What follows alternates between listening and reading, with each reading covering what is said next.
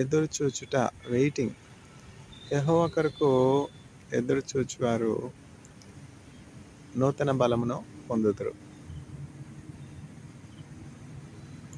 Those that wait upon the Lord shall renew their strength.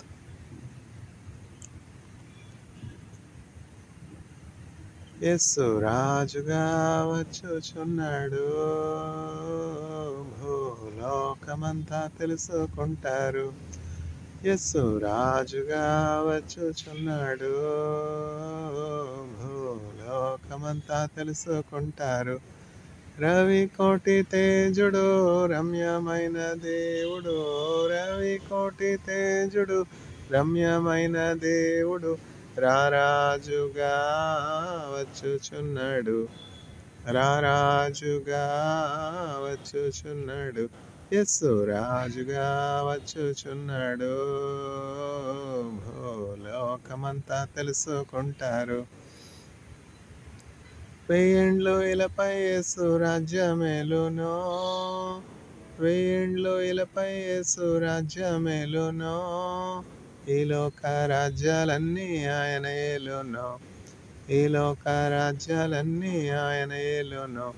నీతి శాంతి వర్ధిల్లునో, న్యాయమే కనబడునో, నీతి శాంతి వర్ధిల్లునో, న్యాయమే కనబడును. యేసు రాజుగా వచ్చుచున్నాడు, భూలోకమంతా తెలుసుకుంటారు. క్రైస్తవుడా మరువవద్దు ఆయన రాకడా, క్రైస్తవుడా మరువవద్దు ఆయన రాకడా. కనిపెట్టి ప్రార్థన చేయము సిద్ధముగా నుండి, కనిపెట్టి ప్రార్థన చేయము సిద్ధముగా నుండి. ఈ సువార్త మోయబడున్, వాక్యమే కరువగును. యేసు రాజుగా వచ్చుచున్నాడు, భూలోకమంతా తెలుసుకుంటారు. యేసు రాజుగా వచ్చుచున్నాడు, భూలోకమంతా తెలుసుకుంటారు.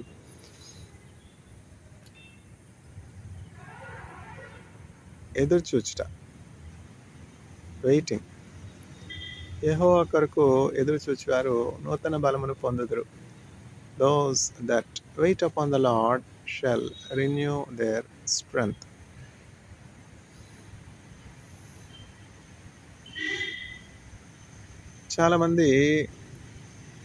చాలామంది కొరకు ఎదురు చూస్తారు. వెయిటింగ్ రూమ్ అని ఉంటుంది. ఎక్కడ ట్రైన్ స్టేషన్కి మనం వెళ్ళినట్లయితే అక్కడ వెయిటింగ్ రూమ్ ఉంటుంది. ట్రైన్ ఏమన్నా లేట్ అయితే, లేకపోతే ట్రైన్ కోసం ముందుగా వెళ్ళి స్టేషన్లో కూర్చునేటువంటి వారు ఎదురు చూస్తూ ఉంటారు కదా. కొన్ని ట్రైన్స్ ఎట్లా ఉంటాయంటే అర్ధరాత్రి సమయంలో ఉంటాయి, అననుకూల సమయంలో ఉంటాయి. అయితే పలానా సమయానికి ట్రైన్ వస్తుంది అని మనకి తెలుస్తుంటుంది. ట్రైన్ టికెట్ మన దగ్గర ఉంటుంది. ఆ ట్రైన్ టికెట్ మీద ఆ ట్రైన్ వచ్చే సమయము చక్కగా వ్రాయబడి ఉంటుంది. పలానా సమయానికి ట్రైన్ వస్తుంది కనుక మెలకువగా ఉండాలి, నిద్ర వచ్చే అవకాశం ఉంది. ఎందుకంటే అర్ధరాత్రి 2 గంటలకు నిద్ర రాదా? మానవ స్వభావం కదా నిద్రపోవడం. ఇప్పుడు పగలు 12 గంటలు ఉన్నాయి. పగలు 12 గంటలు పని చేస్తే తొట్టిపాటు ఉండదు, పడిపోము. అయితే చీకట్లో మనం నడిచినట్లయితే తొట్టు పడడానికి చాలా అవకాశం ఉంటుంది. ఈ పగలు రేయి అనునవి ఈ భూలోకానికి మాత్రమే వర్తించినవి కదా.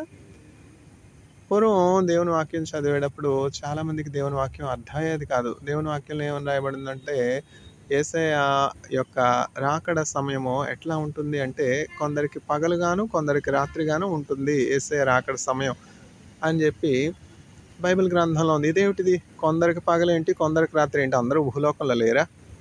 ఉంటే అందరికీ భూలోకంలో పగలు ఉంటుంది, లేకపోతే రాత్రి ఉండదు. కొందరికి రాత్రి కొందరికి పగలేంటి అని అనేకులు లాజిక్ తీసేవారు, ప్రశ్నించేవారు, ఆ వాక్యాన్ని తప్పు పట్టేవారు. వాక్యంలో పొరపాటు ఉన్నది, వాక్యం వాస్తవము కాదు, వాక్యము అబద్ధము అని ఈ లోక జ్ఞానాన్ని బట్టి వాక్యాన్ని ఎదిరించేవారిగా ఉండేవారు. అయితే ఇప్పుడు తెలిసింది కదా మనకి, ఇప్పుడు మనకి ఏమిటి? రాత్రి. ఇప్పుడు మనకి రాత్రి అయితే పడమటి దేశంలో ఉన్నటువంటి అమెరికా దేశస్తులకి వీడు ఏంటండి? పగలు కదా. ఇప్పుడంటే టెలిఫోన్లు వచ్చేసాయి కాబట్టి ఇప్పుడు మనం మాట్లాడితే, ఇప్పుడు నేను ఆఫీస్కి వెళ్తా ఉన్నాను, ఇంద్రనీల్ యూనివర్సిటీకి వెళ్తా ఉన్నాను, సాయంకాలం మాట్లాడతాను. అదేమిటి చింతాడా, సాయంకాలం అంటావేంటి? ఇది ఆల్రెడీ సాయంకాలం కాదా? ఇప్పుడు ఆల్రెడీ రాత్రి 12 అయిపోయింది, ఎర్లీ మార్నింగ్ 1 గంట అవుతుంది. సాయంకాలం మాట్లాడదాం అంటావేంటి? ఎక్కడికి వెళ్తున్నావు అంటే, ఇప్పుడు మాకు మీకు అక్కడ ఎర్లీ మార్నింగ్ 1 గంట అయితే అక్కడ మీకు 24 అవర్స్ డిఫరెన్స్. మాకు అక్కడ మీకు చీకటి అయితే ఇక్కడ మాకు వెలుతురు, అక్కడ మీకు రాత్రి అయితే ఇక్కడ మాకు పగలు, అక్కడ మీకు పగలైతే ఇక్కడ మాకు రాత్రి. చూసారా? ఇప్పుడు మనకు అర్థమైంది కదా.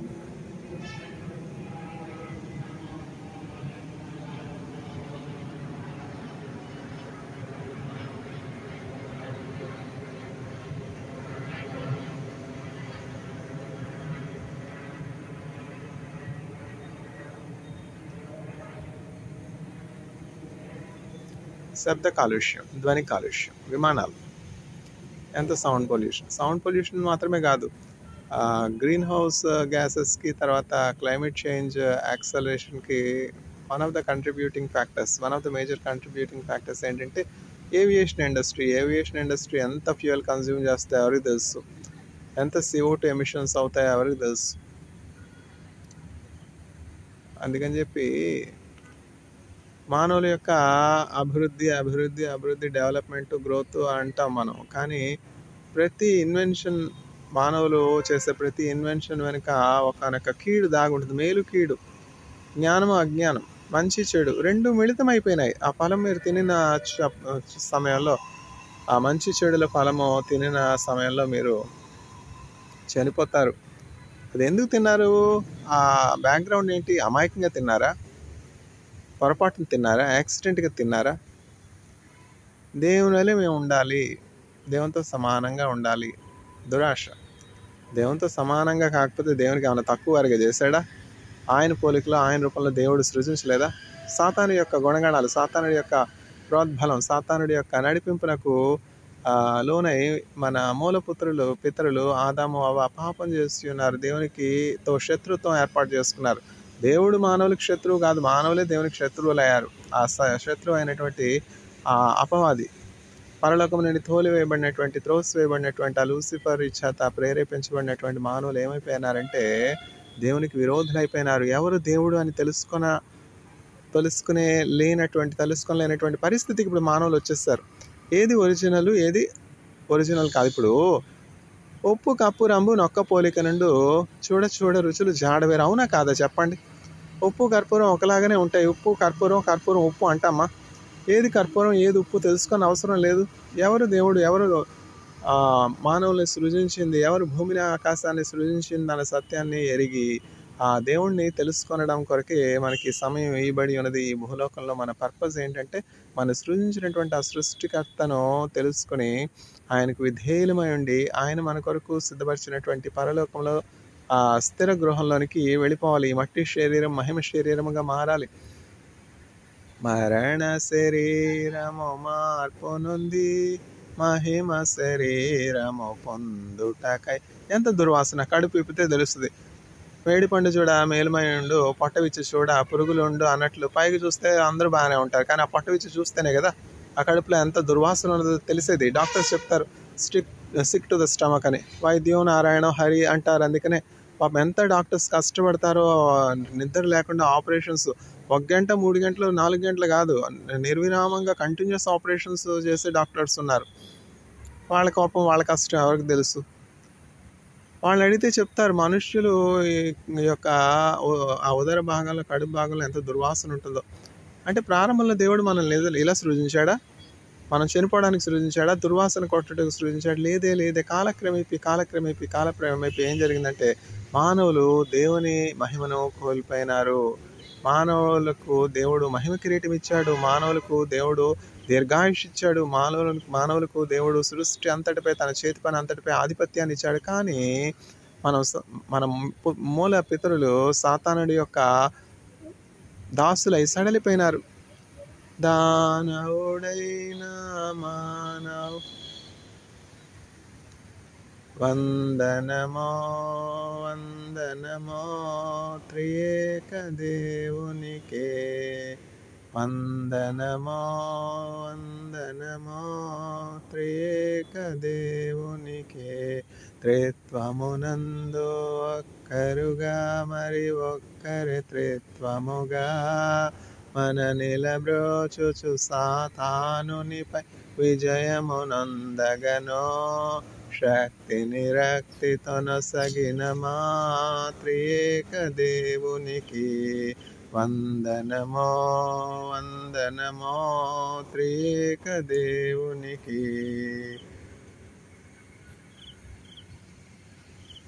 దానవుడైనటువంటి మనుష్యుని మరలా దానవ రూపం నుంచి మానవ రూపంలోనికి మార్చడానికి దైవ స్వభావంలో పాలువారగుటకు దేవుడు ఈ లోకానికి యేసుక్రీస్తు ప్రభులాగా వచ్చారు. కాబట్టి యేసుక్రీస్తు ప్రభు యొక్క స్వరూప స్వభావాల్ని మనం సిలువలో చక్కగా చూస్తున్నాం. ఆయన మేకులు కొట్టి గాయపరిచి అవమానపరిచి రక్తము కారణంతగా ఆయన బాధించు అని సైతం యేసుక్రీస్తు ప్రభు దూషించలేదు, ఎదురాడలేదు, అన్నింటినీ మౌనముగా సహించున్నారు. దేవుడే సహిస్తే మనం ఎంత చెప్పండి. అందువలన సహనం అనేది యేసుక్రీస్తు ప్రభుని మనం చూసి నేర్చుకుంటాం. ఆయన్ని కుడి చెంప మీద కొట్టినటువంటి వారికి ఆయన ఎడమ చెంప చూపించాలి అని ఆయన బోధించారు, ఆయన చేసి చూపించారు. యేసుక్రీస్తు ప్రభు ఏం బోధించారో దాన్ని చేశారు, ఏం చేశారో దాన్ని బోధించారు. అందుకే యేసు ఏం చెప్తారంటే దేవుని వాక్యాన్ని బోధించేవారు గొప్పవారు కాదు, కానీ దేవుని వాక్యాన్ని ఎవరైతే అనుసరించి బోధిస్తారో వారే పరలోకంలో గొప్పవారు. అందువల్ల మనం దేవుని వాక్యాన్ని అనుసరించి బోధించవలసినటువంటి వారమై ఉన్నాము. యేసుక్రీస్తు ప్రభు దేవుని వాక్యాన్ని అనుసరించి బోధించారు. ఎక్కడున్నాము? ఎదురు చూచుట, వెయిటింగ్. ఈ లోకంలో మనకిష్టలైనటువంటి మనుషుల కొరకు, బంధువుల కొరకు, స్నేహితుల కొరకు ఎదురు చూసినప్పుడు అయ్యో ఎప్పుడు వస్తారు ఆయాసం కలుగుతుంది, దిగులు కలుగుతుంది, నిరాశ కలుగుతుంది. రాకపోతే చివరికి నిరాశ కాదా? అయ్యో ఎందుకు రాలేదో ఏంటో, ఏమైందో ప్రమాదం. ఇప్పుడంటే అన్నీ వచ్చేసాయి కదా, ఫోన్లు వచ్చేసాయి. 10 సార్లు ఫోన్ చేసి ట్రైన్ ఎక్కడుంది, ట్రైన్ బ్రిడ్జ్ బేసిన్కి వచ్చిందా, బ్రిడ్జ్ బేసిన్ దగ్గర 10 నిమిషాలు ఆగుతుంది, పర్వాలేదు వెయిట్ చేయండి, నేను స్టేషన్లో ఉన్నాను, ఎంట్రన్స్లో ఉన్నాను, ప్లాట్ఫామ్ టికెట్ తీసుకున్నాను, వచ్చేస్తున్నాను, కోచ్ నెంబర్ ఎంతో చెప్పండి, ఏ ప్లాట్ఫామ్కి వస్తుందో చెప్పండి, నేను వచ్చి మిమ్మల్ని రిసీవ్ చేసుకుంటాను. ఇప్పుడు ఇవన్నీ కూడా ఫోన్లో మనం మాట్లాడుకునే విషయాలు. ఎందుకు? Why murder when cards can do, అనేకమైనటువంటి మాటలు ఫోన్లో. ఇంకా పక్కన ఉన్న వాళ్ళు ఆహుతి అయిపోతారనమాట, ఆ పక్కన ఉన్న వాళ్ళు బలైపోతారు. ఇంకా నాన్ స్టాప్ విస్తారమైనటువంటి మాటల్లో దోషం ఉండక మానదు. దేవుని వాక్యం ఎంత జ్ఞానాన్ని ఇస్తుంది. సొలొమోన్ రాసినటువంటి పుస్తకం సామెతల గ్రంథం చదివితే ఎంత జ్ఞానం. పిల్లలకి, పెద్దలకి, అందరికీ కూడా సరైనటువంటి జ్ఞానము దేవుని వాక్యము బోధిస్తూ ఉంటుందన్నమాట. ఏమిటి వెరి కేకలు, ఒక గావు కేకలు. ఏం జరిగిందో అని టెన్షను. సమయం సందర్భం ఉండక్కర్లా కేకలకి. అదే మరి దేవుడిచ్చినటువంటి తలాంతులను సరిగ్గా ఉపయోగించుకోకపోవడం అంటే అదే. దేవుడిచ్చినటువంటి స్వరాన్ని ఆయన మహిమార్థం ఉపయోగించాలి, దేవుడిచ్చినటువంటి దృష్టిని ఆయన మహిమార్థం ఉపయోగించాలి. ఎంతమంది కనుదృష్టి లేని వారిగా ఉన్నారు, ఎంతమంది మాట్లాడే శక్తి లేని వారిగా ఉన్నారు, ఎంతమంది వినికిడి శక్తి లేనటువంటి వారిగా ఉన్నారు, ఎంతమంది వికలాంగులుగా ఉన్నారు, చేతులు లేని వారిగా, కాళ్ళు లేని వారిగా ఉన్నారు. దేవుడు మనకి ఇచ్చినటువంటి కాళ్ళను మనం ఏం చేస్తున్నాం, చేతులను మనం ఏం చేస్తున్నాం, దేవునికి మనం లెక్క అప్పచెప్పవలసినటువంటి వారమై ఉన్నాం. ఈ లోకంలో మన మనుషుల కొరకు ఎదురు చూసినప్పుడు, బంధువుల కొరకు ఎదురు చూసినప్పుడు, స్నేహితుల కొరకు ఎదురు చూసినప్పుడు ఆయాసము, దుఃఖము కలుగుతుంది. ఎదురు చూస్తాం. వారి మార్గంలో వారికి ఇష్టమైనటువంటి త్రోవకు వారు వెళ్ళిపోతారు.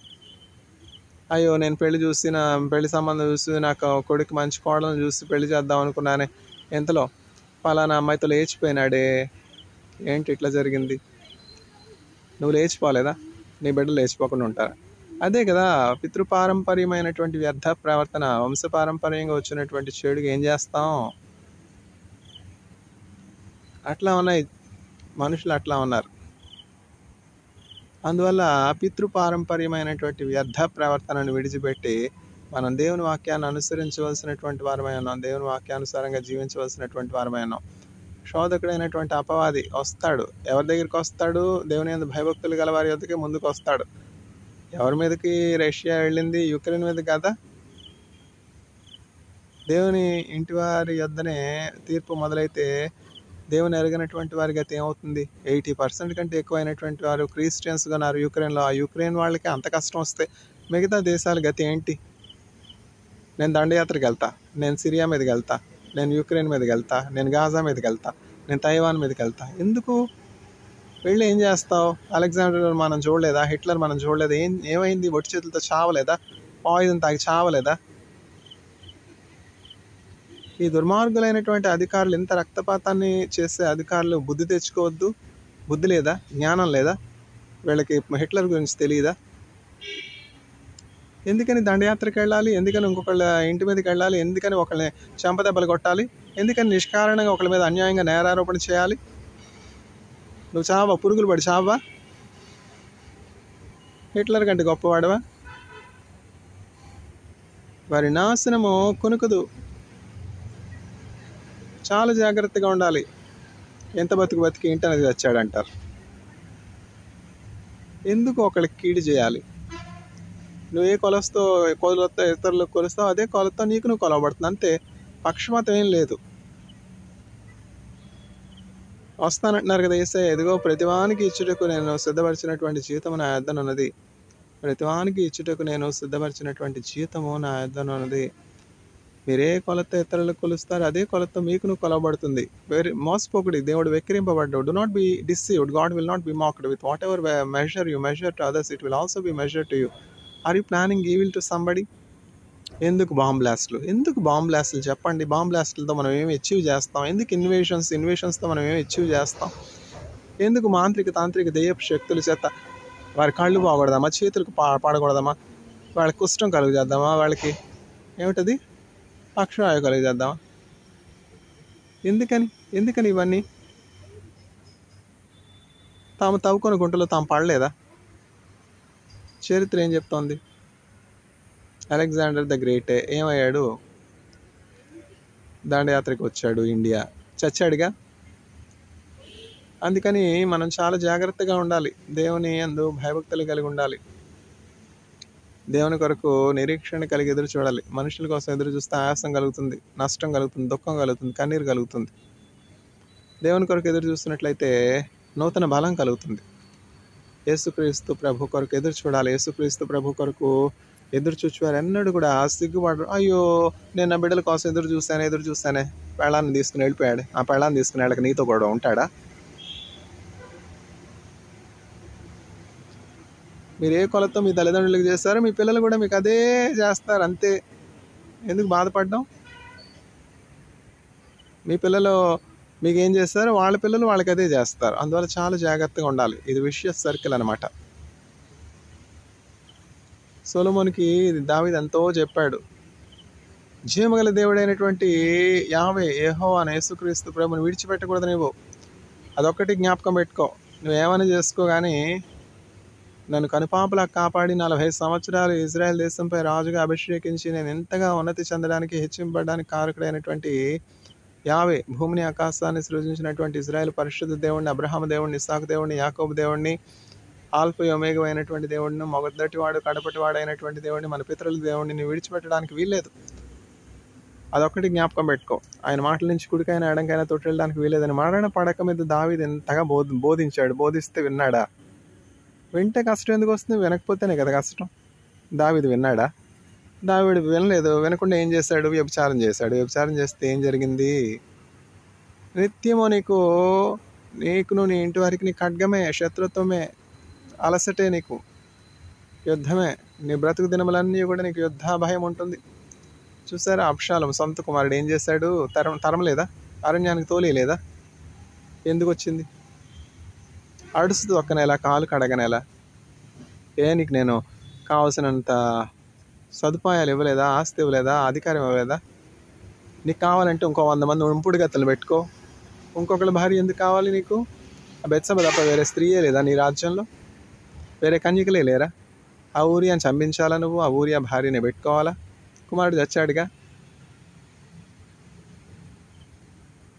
దేవుడు అన్యాయస్తుడు కాడు. మోసపోకుడి, దేవుడు వెక్కిరింపబడ్డు. Do not be deceived, God will not be mocked. With whatever measure you measure to others, it will also be measure to you. చాలా మనం జాగ్రత్తగా లోకంలో ఉండాలి. దేనికోసం మనం ఎదురు చూస్తున్నాం? పలానా వాళ్ళ కోసం ఎదురు చూశానండి, రాలేదండి.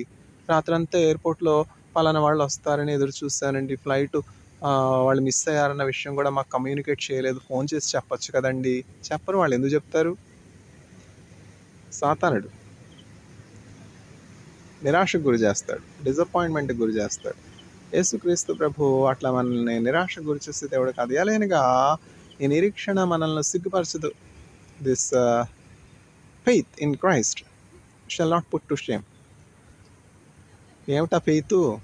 యేసుక్రీస్తు ప్రభు రాజాదిరాజుగా, ప్రభుల ప్రభుగా, రక్షకుడిగా మనల్ని పరలోకానికి తీసుకుని వెళతాడు అనేది ఫెయిత్. సాతాను చెప్తాడు పరలోకం ఎక్కడ, నువ్వు పిచ్చిదాన, పిచ్చోడా, ఈ లోకమే, ఈ లోకంలో నువ్వు అనుభవించిందే, తిను తాగు సుఖించు అంతే. ఎన్నాళ్ళు బ్రతుకుతావు తెలుసా? తెలియదు కదా. తిను తాగు సుఖపడు. ఇది సాతాను బోధ, దుర్బోధ, నీచుల బోధ.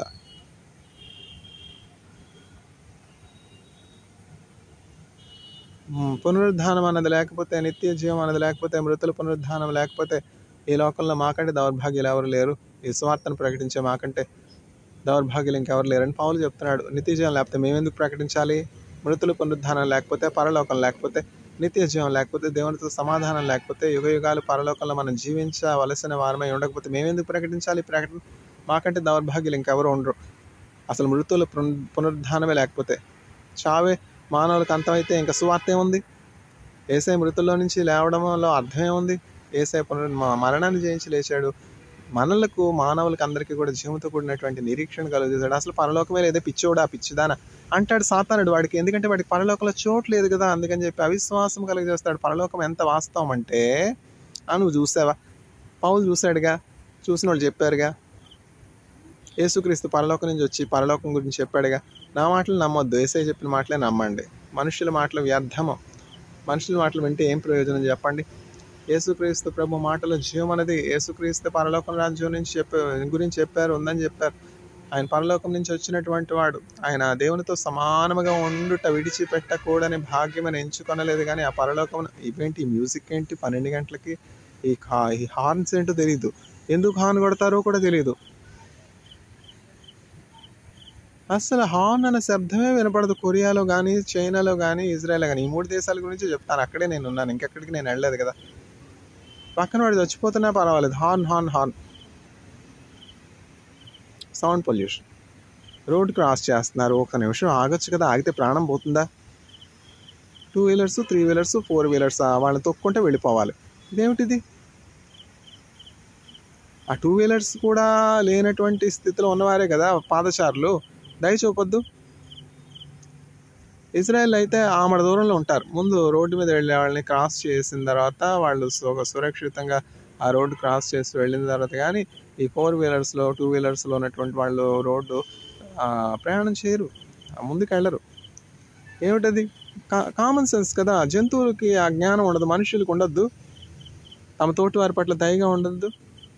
కాలు విరిగితే, చేయి విరిగితే ఎట్లా కాంపన్సేట్ చేస్తాయి? యాక్సిడెంట్లు ఎంతమంది చేస్తూ ఉన్నారు? ఎందుకు? వేగం వేగం వేగం, అతి వేగం. ఎందుకు వేగం? పరిగెత్తి పాలు తాగే కంటే నిలుచుని నీళ్లు తాగడం మేలు. యేసుక్రీస్తు ప్రభు వాక్యం ఎంత బుద్ధి చెప్తుంది? ఆ వాక్యం ఎవరు వింటా ఉన్నారు? భూదిగంతముల వరకు ఈ సువార్త ప్రకటించబడాలి. కాశ్మీర్ నుంచి కన్యాకుమారి వరకు ఈ వాక్యం ప్రకటించబడాలి. అందరూ కూడా వాక్యం చదవాలి. వినటం వల్ల విశ్వాసం కలుగుతుంది. ఆ వాక్యం ద్వారా స్వస్థత కలుగుతుంది. ఆ వాక్యం ద్వారా మనం మన జీవితాలు దిద్దుకోవచ్చు. మనకి ఆశీర్వాదంగా ఉంటాం, మన పొరుగు వారికి కూడా మనం దీవెనగా ఉంటాం ఎప్పుడైతే యేసుక్రీస్తు ప్రభు వాక్యం మనలో ఉంటుందో. ఎక్కడున్నా మనం వెయిటింగ్. కాబట్టి అర్థమైంది కదా ఎందుకని వెయిట్ చేయాలి, ఎవరి కోసం వెయిట్ చేయాలి? మా అబ్బాయి కోసం వెయిట్ చేశానండి, ఉగాదికి వస్తా అన్నాడండి, రాలేదండి. America ticket దొరకలేదంట. టికెట్ దొరక కాదమ్మా, ఆయనకి రావాలని లేదు, రాలేదు. ఎందుకు ఆయన కోసం వెయిట్ చేయడం? కోడలో వెళ్ళొద్దంది, అందుకని అక్కడ ఉన్నాడు. చెప్తాడా అవన్నీ? యేసుక్రీస్తు ప్రభు నీ కుమారుడు కాడా? ఎలాగనగా మనకు కుమారుడు అనుగ్రహించబడను. ఆశ్చర్యకరుడు, అద్వితీయ గొప్ప దేవుడు, ఆశ్చర్యకరుడు, ఆలోచనకర్త, నిత్యుడొక తండ్రి, సమాధానమునకు అధిపతి అని ఆయనకు పేరు పెట్టబడును. ఇమ్మానుయేలు అని ఆయన పిలువబడును. యేసుక్రీస్తు ప్రభు మీ కుమారుడు కాడా? ఈ లోకంలో గర్భాన్ని పుట్టినటువంటి కొడుకుని నమ్ముకునే దానికంటే కొబ్బరి చెట్టును నమ్ముకున్నట్టు మేలంట కాదా?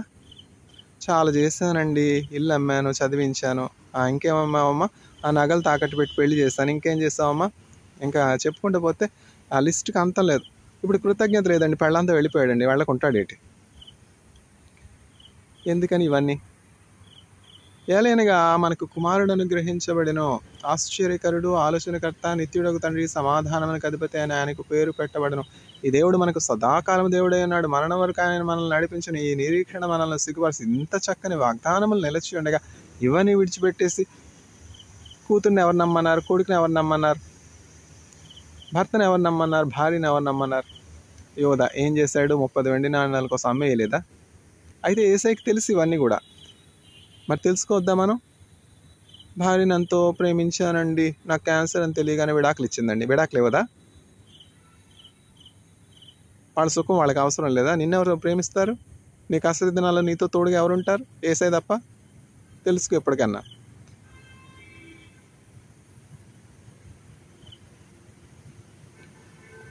ఏలైనగా ఈ నిరీక్షణ మనలను సిగ్గుపరచదు. ఏ నిరీక్షణ? ఏసై వస్తారు, నన్ను పరలోకానికి తీసుకుని వెళ్తారు. మృతుడినైనా ఆ మృతుల్లో సైతం నన్ను లేపుటకు జీవాన్ని ఇవ్వడానికి ఆ జీవాధిపతి సమర్థుడు, యుగ యుగాలు తరతరాలు ఆయనతో జీవించడానికి నేను సృజించబడ్డాను అన్నటువంటి నిరీక్షణ మనం కలిగి ఉండాలి. ఎండిన ఎముకల్ని సైతం జీవంతో నింపగలిగినటువంటి గొప్ప దేవుడు ఆయన. నీటిని ద్రాక్షారసంగా మార్చినటువంటి దేవుడు, సజీవుడు. మరణాన్ని జయించి మృతుల్లో నుంచి లేచినటువంటి దేవుడే మనల్ని మృతుల్లో నుంచి లేపేవానికి ఉన్నాడు. ఎప్పుడు? యేసయ్యందు విశ్వాసం ఉంచినప్పుడు, ఆయన రాకడ కొరకు అపేక్షించినప్పుడు, ఆయన రాకడ కొరకు ఎదురు చూసినప్పుడు. ఎవరి కోసం ఎదురు చూస్తున్నావమ్మా? నువ్వు ఎవరి కోసం ఎదురు చూస్తున్నావయ్యా? అందుకని మనం యేసుక్రీస్తు ప్రభు కొరకు ఎదురు చూసినప్పుడు అన్నీ కూడా ఆర్డర్లో ఉంటాయి. జాయ్ అంటే ఏంటి? Jesus, others, you last. First యేసుక్రీస్తు ప్రభుని పెట్టుకోవాలి. మా అమ్మని పెట్టుకున్నానండి, అట్లాగా. మా నాన్నని పెట్టుకున్నానండి, అట్లాగనా? నేను నమ్మేశారా? సరే. నా తల్లియో నా తండ్రియో ఒకవేళ నన్ను విడచినను, ఆపత్కాలమున చేయి విడువకను, యెహోవా నన్ను చెరదీయును. ఆపత్కాలమున చేయి విడువకను, యెహోవా నన్ను చెరదీయును. నాకు మార్గమును, ఉపదేశమును, ఆలోచనను గ్రహించి నేనెల్లప్పుడూ ప్రభు సన్నిధిలో స్తుతిగానము చేసెదను. నేనెల్లప్పుడూ ప్రభు సన్నిధిలో స్తుతిగానము చేసేదను. కాబట్టి జాయ్ అంటే ఏమిటంటే, మొదటి స్థానము యేసుక్రీస్తు ప్రభుకి ఇచ్చినప్పుడు మనం సంతోషంగా ఉంటాం. ఆ భార్యకి ఇచ్చానండి, ఇచ్చావా? 30 వెండి నాణ్యాలకు అమ్మేస్తారు కదా, అయిపోయింది కదా, తృప్తిగా ఉందా ఇప్పుడు? అట్లానే భార్య కాదు, భర్త కాదు, తల్లి కాదు, తండ్రి కాదు, కుమారులు కాదు. వాస్తవం, చేదు నిజాలు. ఏం చేస్తాం? చేతులు కాలేక ఆకులు పట్టుకుని ప్రయోజనం ఏముంది? యేసుక్రీస్తు ప్రభు నమ్ముకున్నప్పుడు ఎన్ని ఒడిదుడుకులైనా, ఎన్ని నిరాశలైనా, ఎన్ని నిస్పృహలైనా, ఎన్ని ద్రోహాలైనా తట్టుకోవడానికి యేసుక్రీస్తు ప్రభు శక్తిని ఇస్తారు. ఒక వ్యక్తి తన ఇంటిని ఎక్కడ కట్టుకున్నాడు? బండ మీద కట్టాడు. ఇంకొక వ్యక్తి ఉన్నాడు, తన ఇంటిని ఇసుక మీద కట్టాడు. ఏం జరిగింది? వర్షం వచ్చింది, అంతటితో ఆగిందా? వరదలు వచ్చాయి, అంతటితో ఆగిందా? గాలి విసిరి ఆ ఇండ్ల మీద కొట్టాయి. అయితే బండ మీద కట్టబడినటువంటి ఇల్లు వరదలు వచ్చినా, వాన వచ్చినా, గాలి విసిరి ఆ ఇంటిని కొట్టిన చక్కగా స్థిరముగా ఉన్నది. అయితే ఏ ఇల్లు అయితే ఆ ఇసుక మీద కట్టబడి ఉన్నదో, వర్షాలు పడినప్పుడు, వరదలు వచ్చినప్పుడు, గాలి విసిరి ఆ ఇంటి మీద కొట్టినప్పుడు ఆ ఇల్లు కూలబడింది. అందులో ఉన్నటువంటి వారికి ఏ దిక్కు దివాళలేదు, వాళ్ళు కూడా కొట్టుకుని పోయినారు.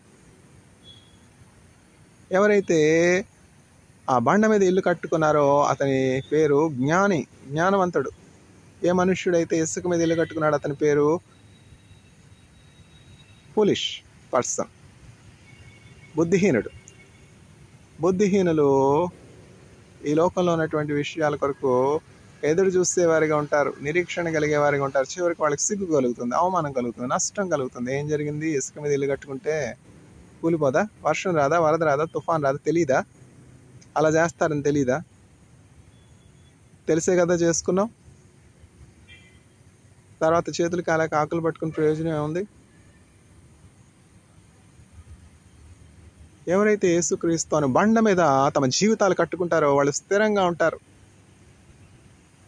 All other ground is sinking sand, but for Jesus Christ the solid foundation, the solid rock. ఎవరైతే యేసుక్రీస్తు ప్రభు తమ జీవితాలు కట్టుకుంటారో ఎన్ని ఒడిదుడుకులు వచ్చినా, ఎన్ని కష్టాలు వచ్చినా, ఎన్ని శోధనలు వచ్చినా స్థిరంగా ఉంటారు. యెహోవా కొరకు ఎదురు చూచేవారు నూతన బలమును పొందుదురు, వారు అలేక పరిగెత్తుదురు, సమస్యలకు నడిచిపోదురు. యెహోవా యందు భయభక్తులు కలిగినటువంటి వారి చుట్టూ దేవదూతలు కావలి ఉంటాయి. వారు సీయోను కొండ వలె కదలకుండా ఉంటారు. సారం, యేసెండు నామమే నామమే ఎన్నాత్మావిన్ గీతమే గీతమే ఎన్నే సరేసువై నాన్ ఎండ్రు ఏట్రి మగిలిడువేన్. ఉదాహరణకి రామప్రభ గారు శరత్బాబు గారిని నమ్మారు, ఏమేమైంది చెప్ప మిగిలింది.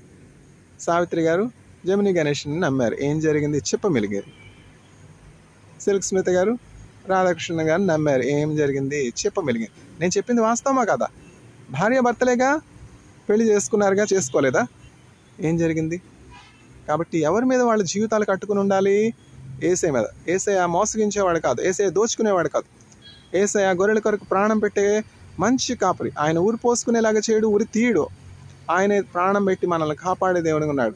ఊరి పోసుకుని చచ్చిపోవడం ఏంటి, సూసైడ్ చేసుకోవడం ఏంటి, వాళ్ళే చంపి సూసైడ్ నోటు పెడతారు. అట్లా ఉన్నాయి బంధాలు. భార్యలైనా భర్తలైనా అట్లా ఉన్నారు. ద్రోహులుగా ఉన్నారు, చంపేవారిగా ఉన్నారు, కసాయిలుగా ఉన్నారు, క్రూరులుగా ఉన్నారు, తోడేళ్ళుగా ఉన్నారు. వాస్తవమే కదా, నిజం కదా? క్రీస్తు తప్ప ఎవరును లేరు, నిరంతరం నీతోనే జీవించాలనే ఆసనన్నెల బ్రతికించుచున్నది. యెహోవా కొరకు ఎదురు చూచేవారు నూతన బలమును పొందుదురు, వారు అలేక పరిగెత్తుదురు, సమస్యలక నడిచిపోదురు. ఎవరు? యెహోవా. కొత్త పేరు ఏమిటి? యేసయ్యే. యెహోవా యెహోవా యేసయ్య. నేను నా తండ్రి ఒకటే. అది సారం. యేసు అంటే రక్షకుడు, అదేం ఫారిన్ నేమ్ కాదు. యేసు అంటే రక్షకుడు, సేవియర్. సేవియర్ ఎవరికొద్దు? అందరికి కావాలిగా. May the Lord grant grace to all the audience to build their life on the solid rock Jesus, so that they will be safe until eternity. Amen.